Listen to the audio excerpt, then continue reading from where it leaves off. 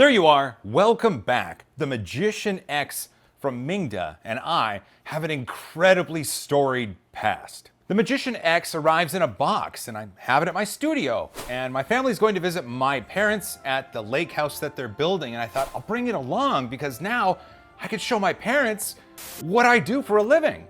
I get the machine out of the box and I set it up thinking this is great. They're gonna see this printer shine. And then the machine is awful, just awful. This is a bummer, man.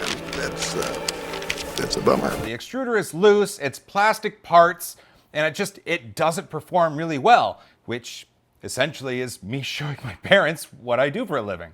I get mad, like I'm upset, and I take to Twitter and I post some things, and Mingda sees it, and they tell me, Joel, don't worry, we've changed the plastic, and we're gonna send you a new Magician X. This is the new plastic Magician X that was sent to me. It's out of the box now, but when the box first arrived at my place, it stayed in the box for a very, very long time. Obviously, I was a little gun shy just because of what happened with this one. You can do it! What's this? I got another email from Mingda saying, Joel, the Magician X now has metal parts. Metal! With both the plastic Magician X and the metal Magician X now here in the studio, it's time to get them both out on a live stream. And that's just what we did. There we go. Both machines came out on the live stream, and the audience at the time really wanted to see a review of both. And at the end of the day, we stood with two machines, one new plastic and one metal, one wiggly and one not. By the numbers, the Mingda Magician X is 230 on the X, 230 on the Y, and 260 on the Z or Z, and it does auto bed leveling using a pressure-sensitive nozzle.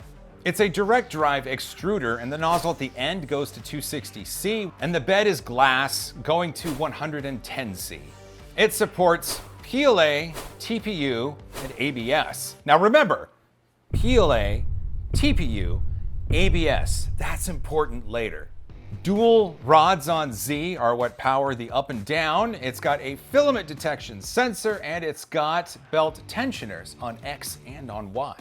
There's a 3.5-inch touchscreen up front, and there are a myriad of ways you can connect to the machine with SD card, USB, or USB-C. If you go to the Mingda website, well, at least at time of filming, you'll find this for sale at $349 US. And if you go to Amazon and choose from one of the various sellers, you'll probably find it for about 360 bucks. Now it's time to get these machines down to printing and printing all sorts of wonderful review prints. The problem is, the metal machine was doing a much better job at the print and place models that we first started with, and then it became the metal machine was doing a much better job with all of the prints we were doing. And the sole cause of the problems with the new plastic machine is that stupid wiggly carriage, because the carriage is held on to the extrusion using plastic mounts. And that just doesn't work. I think it's time we put this machine to bed. Models from the metal Magician X actually looked pretty good. There is stringing visible, but, well, I'll tell you more about that a little bit later.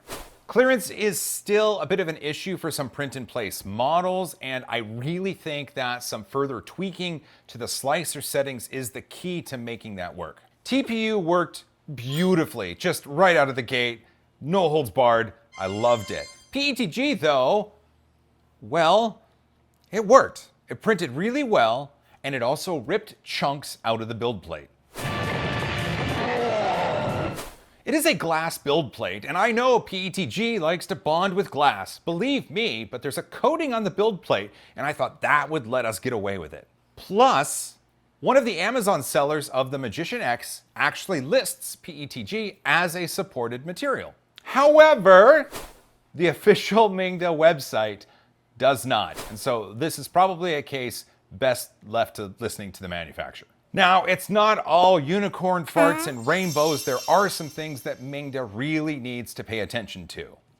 The touch screen, it's not very accurate, and it actually makes it really painful to use. You'll see that there are stringing on these models, but it's interesting. The same G-code and the same filament for the same model ran on the new plastic Magician X, printed without strings. And so it is possible that Mingda went ahead and changed something in the hot end between the new plastic machine and the metal machine. If you have to stop a print, it just takes forever. It takes forever to stop the print and reset and start again, and that's not really an issue, it's just, a pain point. Plus, ABL doesn't work really well on the plastic machine, but we covered that with the wiggle. Do the wiggle dance. In the studio here, we really liked the print quality on the metal Magician X, and the surface finish on the models was great. Bed adhesion wasn't a problem, and I'm not just talking about the PET G.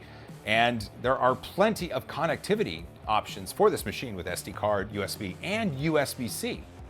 The SD card slot is right up front, it's easily accessible, and the cutouts for the frame are perfect, so you don't run the risk of inserting the SD card and never seeing it again. Oh, the lost toy.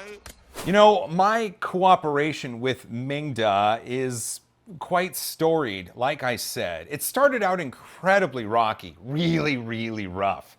When they sent that first plastic machine and I posted to Twitter, I was just super upset. And one of the reasons is because in emails back and forth with Mingda, when I described the problem of the loose extruder and the plastic mounts and how that was an issue, their response was telling me to upgrade the firmware because that might fix my issue. I'm not kidding.